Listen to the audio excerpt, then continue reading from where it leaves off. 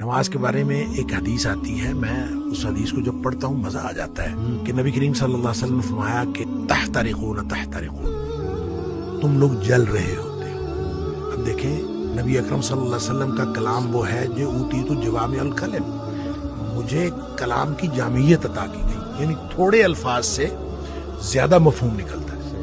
وہ اللہ کے نبی دہرا رہے ہیں تحترقون تحترقون، تم جل رہے ہو، تم جل رہے ہو، گویا گناہوں کی بھٹی میں جل رہے ہو۔ حتی اذا صلیتم الفجر، یہاں تک کہ تم فجر کی نماز پڑھ لیتے ہو، غسلتھا، وہ اس کو دھو ڈالتے ہیں، ثم تحترقون تحترقون، پھر تم نکلتے ہو تو پھر وہی دنیا ہے، وہی گناہ ہے، وہی آنکھیں، وہی سماعتیں، کہاں کہاں تم پھر رہے ہو اور گناہ ہو رہے ہیں۔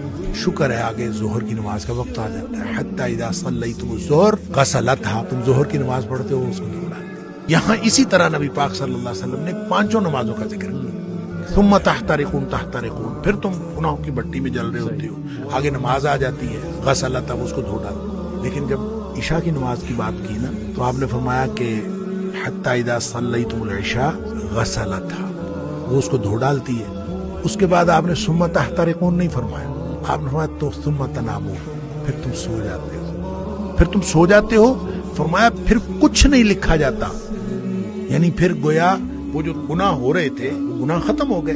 سوئے ہوئے کے آدمی کا تو کچھ نہیں لکھا جاتا، سوئے ہوئے سے قلم اٹھا لیا جاتا، تمہارے اوپر کچھ نہیں لکھا جاتا حتی تستيقظوا، جب تک تم جاگ نہ جاؤ۔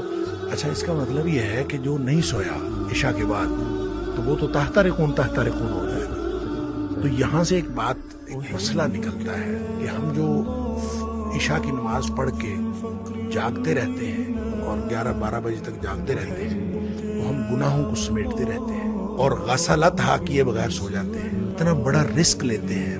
اس لیے نبی پاک صلی اللہ علیہ وسلم نے حضرت ابو ہریرہ رضی اللہ تعالیٰ عنہ کو فرمایا تھا کہ ابو ہریرہ سونے سے پہلے وتر پڑھنا نہ بھولنا۔ یہ جو وتر ہے یہ اصل میں رات کی نماز ہے، یہ عشاء کی نماز نہیں ہے، رات کی نماز ہے۔